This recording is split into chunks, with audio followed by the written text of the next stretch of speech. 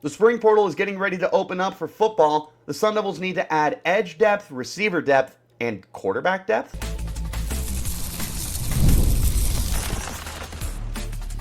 You are Locked On Sun Devils, your daily podcast on the Arizona State Sun Devils. Part of the Locked On Podcast Network, your team every day.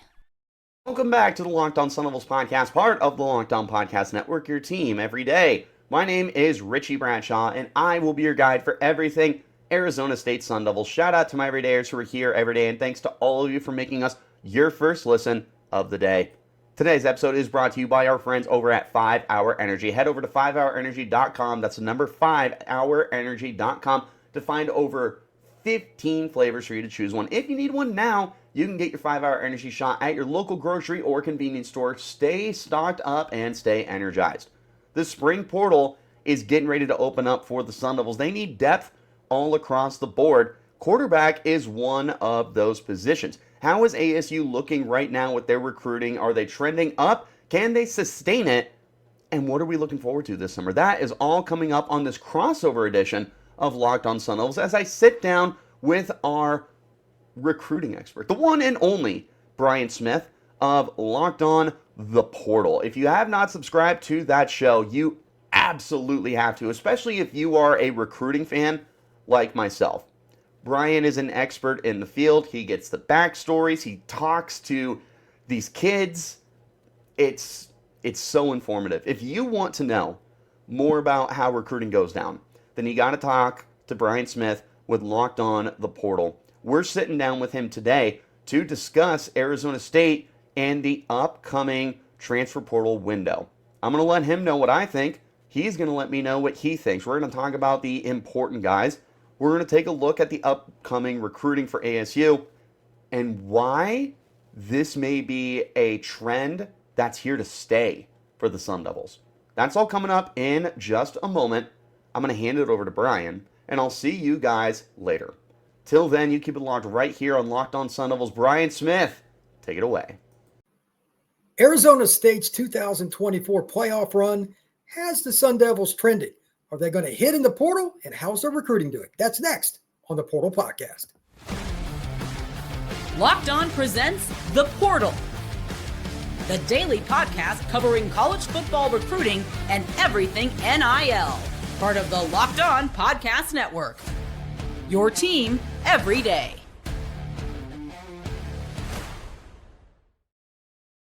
Welcome back into the Portal Podcast, where you get your daily recruiting, NIL, and transfer portal news. I'm your host, Brian Smith, longtime college football writer and recruiting analyst. Thank you for making the Portal Podcast your first listen each and every day. Today's show is brought to you by our friends over at 5 Hour Energy. Head over to 5hourenergy.com to find over 15 flavors to choose from. If you need one now, you can grab a 5 Hour Energy at your local grocery or convenience store. Stock up today and stay energized. All things Arizona State today. We're going to be talking about their transfer portal that they've already secured from the winter window, what they need to do in the spring window. Big questions about NIL there for the Sun Devils. And they were trending with recruits. They have broadened their horizons, if you will, in the Valley of the Sun as their recruiting has picked up. And to help me do all of this, my guy over here, Richie Bradshaw, Locked On Sun Devils. Hey, man, you guys are still kind of the Cinderella story from last year with Boise, but I think you've obviously got more staying power than Boise by a mile. This is a unique program, and it's one that I'm fascinated with. Before we dive into all the transfer portal and all that, are you still a little surprised that it went from 3-9 to the playoff in 1 year? Just like a basic question here. Like, was it boom, and I'm just like taken back, or has it finally sunk in? No, it blew me away. And one of the things that I've said consistently is no one saw this coming. And if you did, you were the most diehard, probably delusional fan out there, and I love you for it. You're my favorite person in the whole world. I had said over the summer, I think they go 7-5 and find a way to get to a bowl game, really build off of a year that you were 3-9, but you showed a lot more fight than you have in previous years. And I was like, that feels like a best case scenario. So when they go undefeated at home and they finish the year with 10 wins, and then they go to the Big 12 championship game and stomp Iowa State, and then go to the Peach Bowl and slug it out with Texas before finally waking up in the fourth quarter and taking them to double overtime. I'm sitting there, I'm like, I still can't believe what I saw in year 2. But I am buying in to what's going on right now because of this culture they're establishing and the way that Kenny Dillingham is getting players to buy into the program. And yeah, I mean, we'll explore it more as we talk, but it's really fun what's going on here, and it's a special thing right now. Well, let's dive right into it then. Arizona State did well in the winter portal window. They lost guys, they added guys. Of course, I mean, Skattebo, I don't know if you can remotely replace from an energy standpoint and what he means and all that. That's a unnatural thing to attack, to be really honest. Forget the production and the style of play because he was just superhuman. And I wish him all the best in the NFL. But where do you think they hit the most in the winter portal? And then we'll get into a little bit later what they still need to do in the spring portal. Well, I think that their biggest priority was to add players to the wide receiver position and to the secondary. And ASU is returning Jordan Tyson, who is quietly one of the better receivers in the Big 12. And now that Tedero McMillan is gone from Arizona and both of the Iowa State kids are gone from Iowa State, there's a huge opening for Tyson to step into the stardom role and become that guy. He had 1,100 yards last year despite missing the postseason. And it was a special year. Him and Sam Levitt are basically one and the same. You'd think that those guys are just connected mentally the way that they get it going. But beyond that, I don't see nothing. Troy O'Mary entered the transfer portal. Jake Smith ran out of eligibility. Xavier Gillier ran out of eligibility. Melkon Stovall ran out of eligibility. Suddenly, this receiver room is completely barren with guys who have never seen the field and just flat out, I mean, I don't know how many guys were on there. I'd say it was less than 5. So they go into the transfer portal. They bring in Noble Johnson from Clemson. They bring in Jaron Hamilton from Alabama. And they bring in Jalen Moss from Fresno State. And all 3 of those guys could potentially find roles very early on. They also attacked the secondary, and they were returning a lot of players. They returned both their starting safeties and both of their outside corners.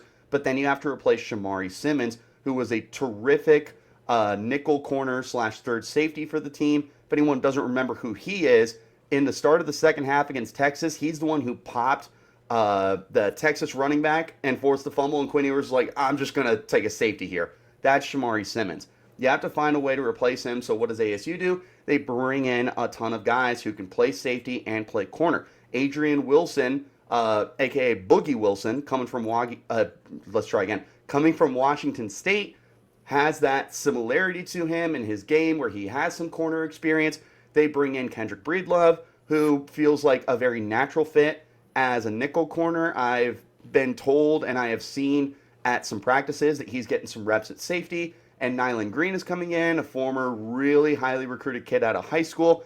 I don't think he lines up in the role of nickel, but ASU has an emphasis on a third boundary corner with the team. Last year, that was LaTerrence Welsh, the transfer from LSU. He's no longer with the team. I think Nyland has an opportunity to compete there. So there was a lot of emphasis at receiver and in the secondary. It's interesting. Like, I remember Nyland Green. He was a guy that overall was considered to be one of the best players in the country coming out of high school. And again, these things, it depends on what you want. Like 24/7 had him as a 5-star guy. He goes to Purdue and it didn't work out for that program. I think they just put too many guys in bad spots. They tried to play cover 1 all day and they weren't ready for that. But Green's got all the talent in the world and he lives just outside of Atlanta. So he played against elite competition. He knows what it looks like. He's the one that I'm most interested in because it may take a year. I don't know, but he's got NFL talent. If you've got an NFL corner, I don't care if you're playing zone, if you're playing match, if you're playing man, or a combination of those 3 coverages, he has the length, the speed, and the change of direction you're looking for. How those other guys fit in is going to be interesting to me because like some of them, like the receivers you brought up, they were all guys that were backups, but at major programs. I'll just use one guy as an example. Jaron Hamilton didn't make an impact at Alabama the way he wanted to, I'm sure. But that doesn't mean Alabama recruited him because they just needed a receiver. It's still Alabama. Last year, Arizona State hit the home run more than any other program, kind of like Florida State did a couple years before. We're finding guys that hadn't produced a ton, but then all of a sudden they get to that program and they elevate.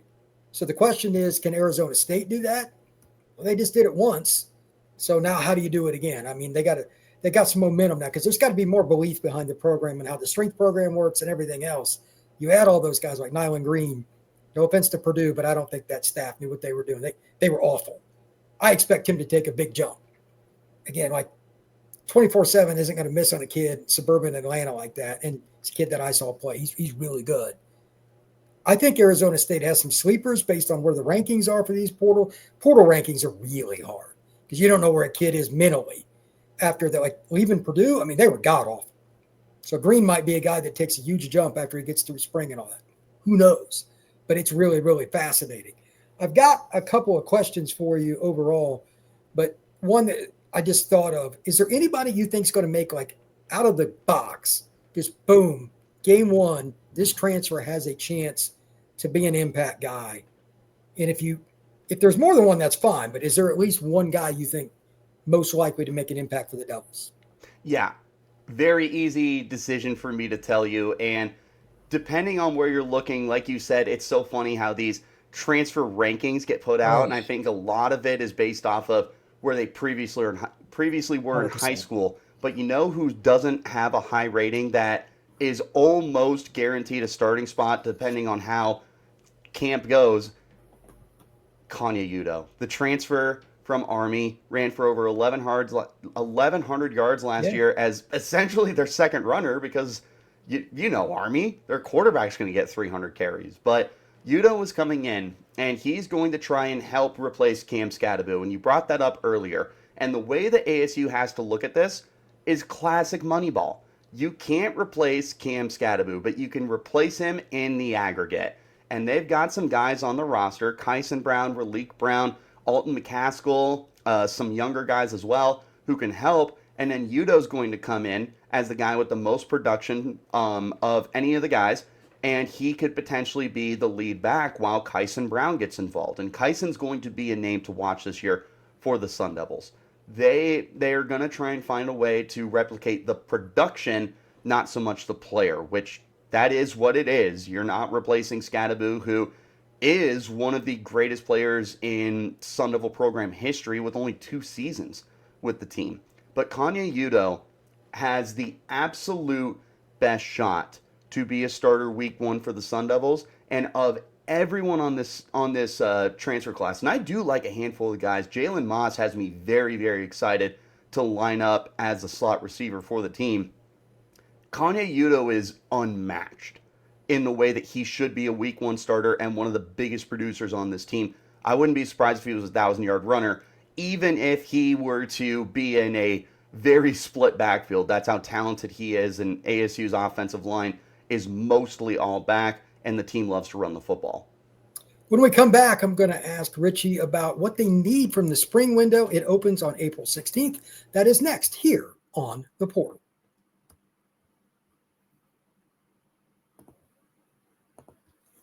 Life moves fast, especially when you have a family. One day you're watching your kids take their first steps, and before you know it, they're off to college. That's why securing their future is so important. Fabric by Gerber Life makes it simple to get term life insurance that fits your family's needs. With Fabric, you can apply for term life insurance online right from your couch. You could be covered in under 10 minutes. In many cases, no health exam is even needed.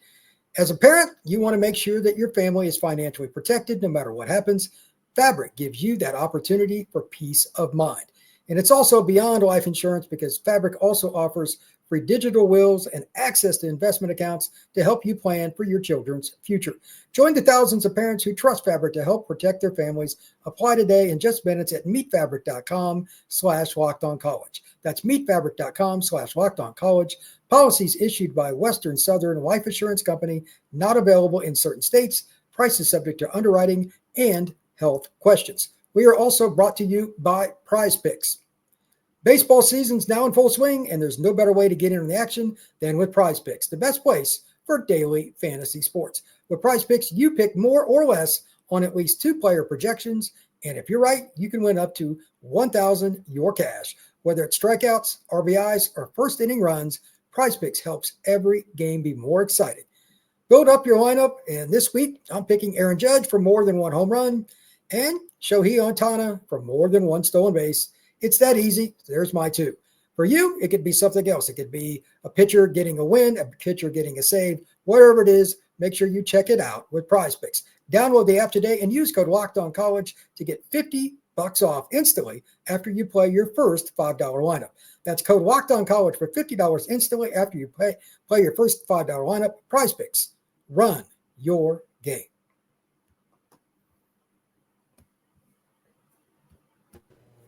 All right, Richie. We got some questions for you now. This is totally subjective. There's the spring window, opens on the 16th, ends on the 25th, so a 10-day window for the transfer portal. What do they need is basically what this is going to be about. But let's go by position. If you were to rank the three biggest positions still for the Devils, what would they be and what would that order be? I would start, number one priority is the edge rusher spot. So Clayton Smith is back. He was a 5-star coming out. He plays 1 year at Oklahoma. He comes to Arizona State. He is immediately in a rotation his first year, full-time starter last year, and with his final year of eligibility, he is the number one undisputed edge rusher for the team. Next to him, you've got two guys that I'm confident with. Elijah O'Neal, who started a lot of games last year and was granted another year of eligibility after the NCAA ruling came down for the extra year for the former JUCO players, and Prince Dorbah, another highly recruited kid who transferred to the program the same time as Clayton, and this is his last year of eligibility. Prince was the top guy in 2023. Last year, he was banged up, so we didn't see him as much. He should be healthy, and those three give you a great rotation. There is not a lot after those three. I like Justin Watley quite a bit, although I'm biased because I have a personal relationship with him.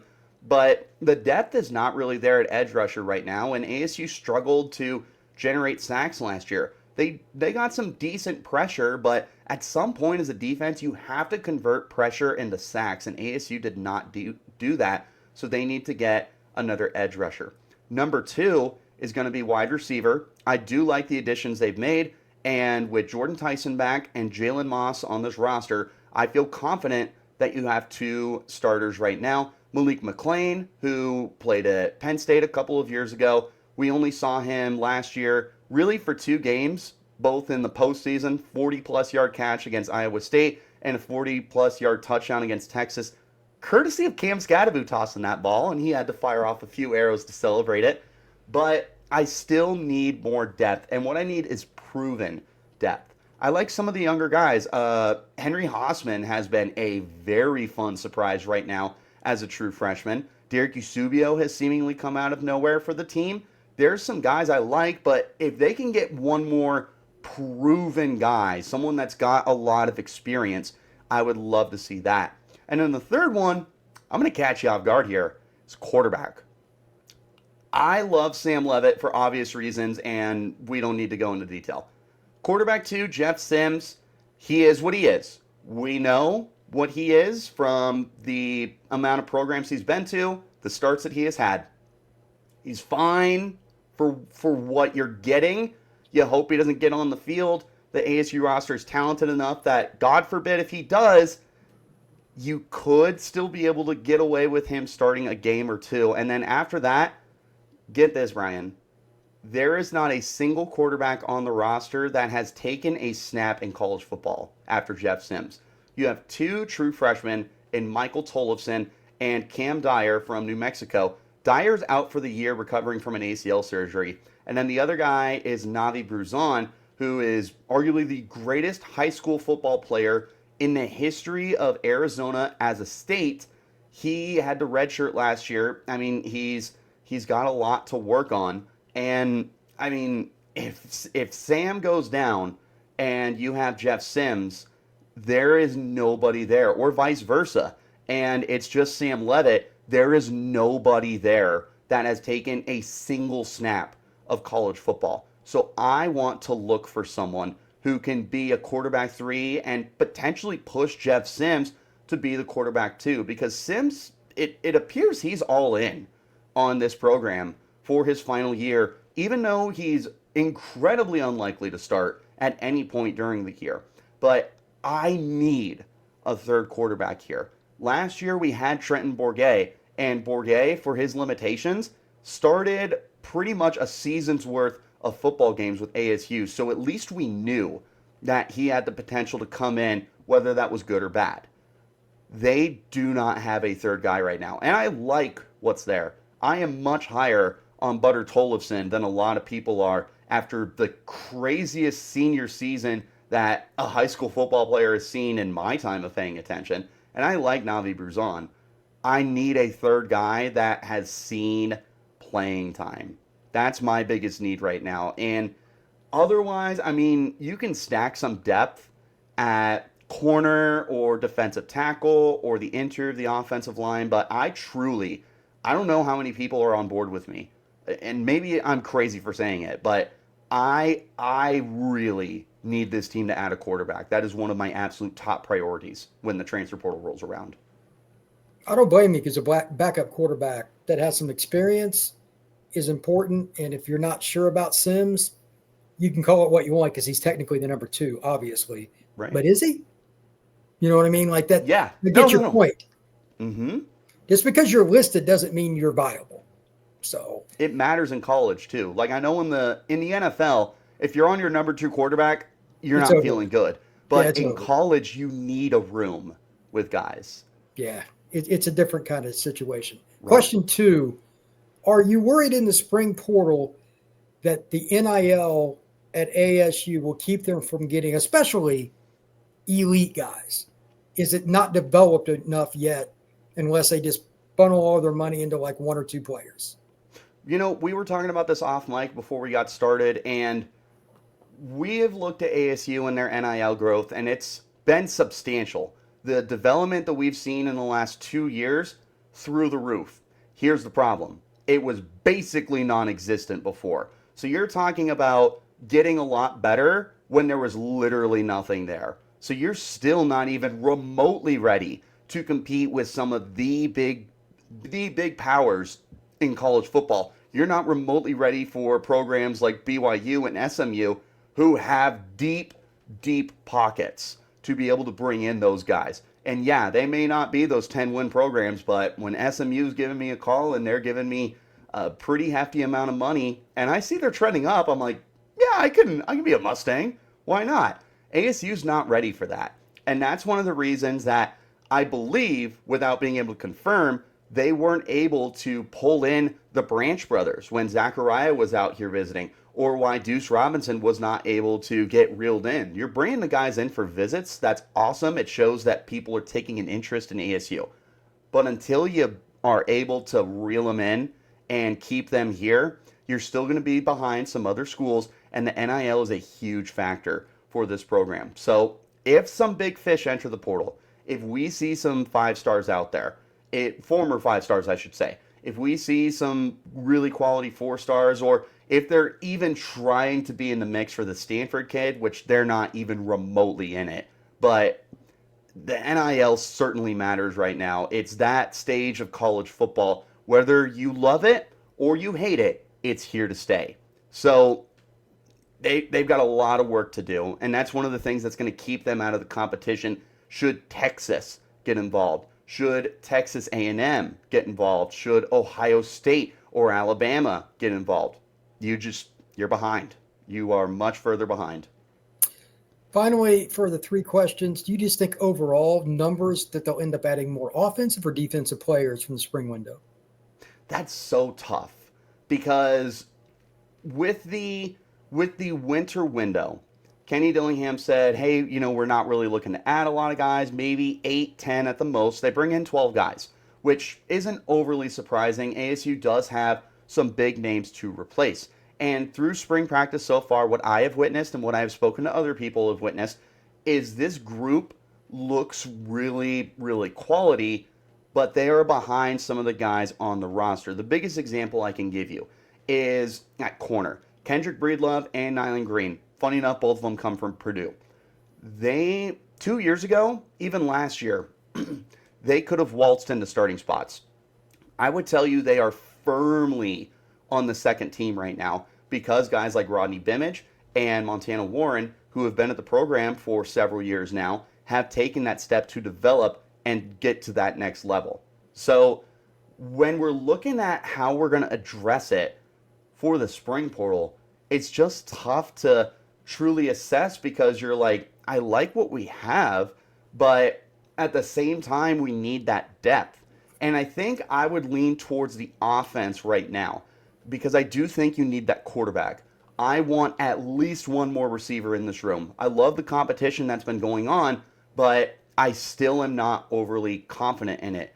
I think running back is fine. If you brought a guy in, I don't need a huge name. Maybe someone that's just got some extra eligibility because you could have Kanye Udoh, Kyson Brown, and Raleek Brown, who's still on this roster, all leave the team next year. So I would like another guy in that backfield. Alt McCaskill's on his last year too. And I could use some guys on the interior of the offensive line. I like what we have at tackle. We're trying to fill the center position where Lee Fotanu left. He was an all-conference player last year. They took Ben Coleman, a superstar left guard. It was an honorable mention Big 12 member. Kicked him inside the center. He looks pretty good, but left guard's wide open. I have seen tons of rotation there. Give me an interior guy. I do not have to worry about tight end. I'm very confident there with Shimon Mateer, who was the starter last year. Kamari Anderson transferred from Kentucky. I was blown away. Brian, I had no idea what to expect from him. And I'm kind of sitting there, I'm like, I feel like you're putting a hat on a hat because I liked what you had at tight end. And seeing him in spring, I'm like, he looks like a starter. Like, he looks like the guy that's, Shimon Mateer cannot sleep with him behind him. But then your freshmen are out there. AJ Ia has blown me away. He looks like a linebacker coming out of high school. Jaden Fortier looks 100% confident and ready to go after missing last year. They are set at tight end. So if you're looking at offense, and I think that's the way you need to go, give me a quarterback, give me a receiver. I'm okay with a running back. And then if they wanted to add 2 more offensive linemen, I'm totally on board with that. Defensively, it's got to be on the defensive line for me. They're stacked at linebacker. I think they've done more than enough in the secondary. Give me a couple of edge rushers, but I feel like there's more to address offensively than defensively right now. When we come back, we're going to switch over to recruiting.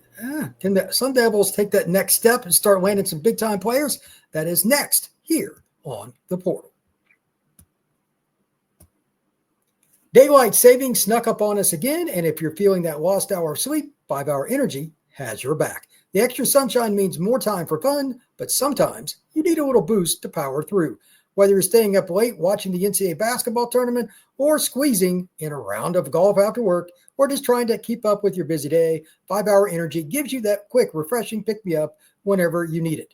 For most people in America, staying up and watching the tournament late at night, there's a reason that you're using a 5-Hour Energy, but there are other reasons too. Even if you just went out with some friends and probably stayed up a little bit too late watching a movie, 5-Hour Energy can be that boost for you wherever you go. And remember, wherever you go, it's convenient. Convenience store, grocery store, there's a place to get it. Head over to 5hourenergy.com to find 15 flavors or more.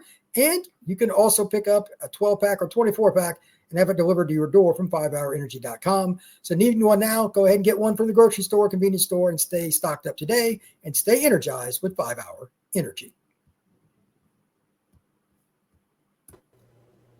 Richie, the recruiting for Arizona State is intriguing. I did a little research and was just kind of looking at it.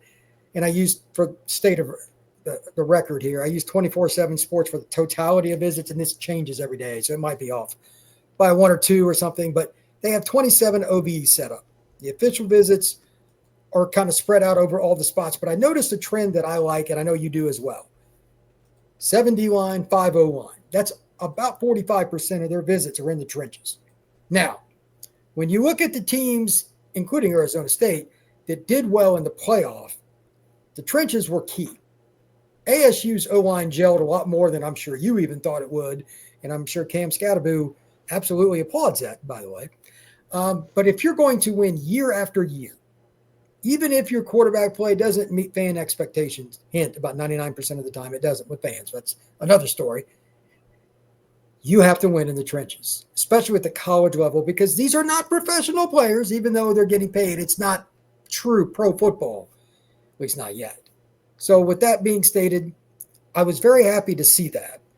Do you see an uptick, because you follow ASU on the daily? Is it recruiting that is being more prioritized? Because they had to be more portal heavy last year, obviously. I mean, they were coming off 3-9. They needed a lot of help, and they hit the home run. But are they starting to slowly shift to the high school ranks more to try to build long-term? Or is it just because Arizona State's a hot name that so many good players are taking visits to the Valley of the Sun? Oh, no, it's very much the fact that this program is trending up right now, and you have the ability to start advertising yourself to these 16, 17, 18-year-old kids. We look at the first 2 years of Kenny Dillingham. It wasn't quite what Colorado did, but they had close to 50 transfers that had come over the 2023 and 2024 seasons because they had to out of necessity. There's a reason why at the end of the season during Kenny Dillingham's exit press conference that he had said, yeah, we're not really going to add too many guys in the transfer portal. We like what we have.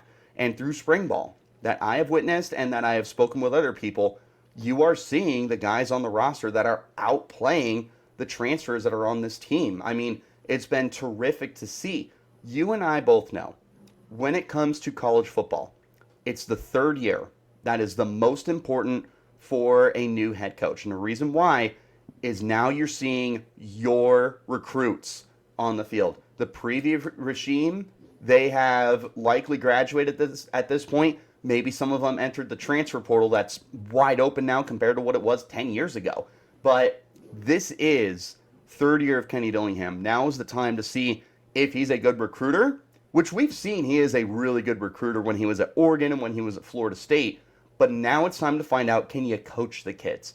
Because Kevin Sumlin, one of the best recruiters that we've seen in the last 10 to 15 years in college football, he is not a head coach for right now, unless it's someplace that I'm completely unaware of. He was a phenomenal recruiter at Texas A&M. They had an insane amount of guys that went through there. And I mean, Jimbo Fisher had the greatest recruiting class ever that did nothing with it. You can recruit your tail off. You have to be able to coach these kids up. And I think that's where Kenny Dillingham is at right now, is it's like, yeah, I trust what we got going on here. So we don't need to be heavy players in the transfer portal. If we can land a big fish, we're going to take a big fish. But we like what's going on here. And that's a trend that they're going to start trending towards now that you're in that year 3. There is going to be a much higher emphasis on trying to get these kids that are out of high school. The first year Kenny Dillingham got here, he somehow swung and got Jaden Rashada. At the time, huge hit. Since then, not so much. Last year, he landed 2 4-stars for 2026's class. I skipped one. 2024, he got 2 4-stars. 2025, he got 2 4-stars. 2026, he's already got 2 4-stars. And they're trending in a direction to land several more. The recruiting is upticking right now because people are, these kids and these parents are seeing what's going on at Arizona State. They're buying into it. I think the player that I'm most curious about is Jake Fette, or Jake Fette. I'm not sure how you pronounce it. Fette. He's out of El Paso, and I watched his film. I'm like, holy cow. He's ranked as high as number 39 by On3, and his lowest ranking is only 204 by Rival. So he's well thought of out of the 4 major networks, and he's just got the deep ball accuracy. He's a guy that can make all the throws. I think Dillingham was going to really do something with him. They've got an offensive tackle that I'm curious about named Cortavius Tisby. He's a kid out of Dallas, South Oak Cliff. It's one of the best programs in the state of Texas. It's been good for quite a while. You know, you get guys that are 6'6", 300+ pounds coming out of that program. I'm interested. They've already added some pieces like that, but they got, again, we'll find out more once the visits get here. We're on the cusp of that. May is really when the visits start hitting, that last weekend. And then in June, it's all hands on deck. But if they end up with a top 20 class, it wouldn't surprise me. It just depends. You got to be kind of careful with class rankings now. How much are you going to use portal compared to high school? Because at the end of the day, it's the combination that matters. I think Arizona State's high school recruiting, though, moving forward, and I don't think Dillingham's going anywhere. They're probably going to be a top 15 recruiting school if they have a good year. Like you said earlier, if they win 2 years in a row, if they have it proven to people, it's not hard to sell Phoenix. It's not hard to sell that at all. And they've already been to the playoff once. So I'm really curious about it. Richie, I'll get you out of here on this. If there's one thing that you want to see from this recruiting class, just the high school ranks, what would it be? For 2026? Yep. I want to see them be able to hang on to some of their bigger recruits. This past year for 2025 was really up and down, and they weren't able to land kids. They were in on Cooper Perry right up until the last second, who was the top-rated kid in Arizona. The receivers coach, Brian Carrington, moves to Oregon. That sealed the deal. Adrian Wilson comes in from Texas. His recruiting process was really interesting. It felt like he was going to stay, and then he didn't. So ASU needs to be able to hold on to these guys. And the big rumor right now is Jake Fette is a very sought-after commodity, and LSU is throwing the kitchen sink at him. Now, I have heard that Fette is all in on ASU, and it would take a lot at this point to flip him. And it sounds like with each passing day, it's getting less and less likely that that's going to happen. We've also got Israel Briggs, a four-star, I almost said transfer, tight end, and he is the highest-rated tight end recruit you have had, I think, since Zach Miller. And Zach Miller is the second highest-rated recruit you've ever had, period. They've got Hayden Bircher, who's currently a 3-star tight end. I think he could bump himself up to a 4-star, and he is insanely talented. Right now, they need to hold on to those top 3 guys, and the whole class. They've got 6 kids already. You need to retain them to have me believe that this recruiting is truly all in right now, and that you're trending upward. You cannot lose guys. You cannot lose your top guys, or else we're still going to be in this limbo of like, when are we going to figure it out? This should be the class where you figure it out, especially with some 4-stars that are visiting that I feel incredibly confident will commit, and a huge opportunity to flip some kids as well. Where can everybody find your work, my friend? Well, you can always check me out on my Twitter at RichieBrads36. You can find the podcast on Twitter as well at LO_Sun Devils, and we can get your podcast anywhere, free and available, and YouTube. Definitely check out YouTube. We're having a great time over there. Over 1,700 followers. We're closing in on 2,000. Having a great time. I appreciate that, my friend. You can find us all the same places you can find Richie: YouTube, Spotify, Apple, and Odyssey, and everywhere else. Please like and subscribe. We will see you again soon on the Portal Podcast.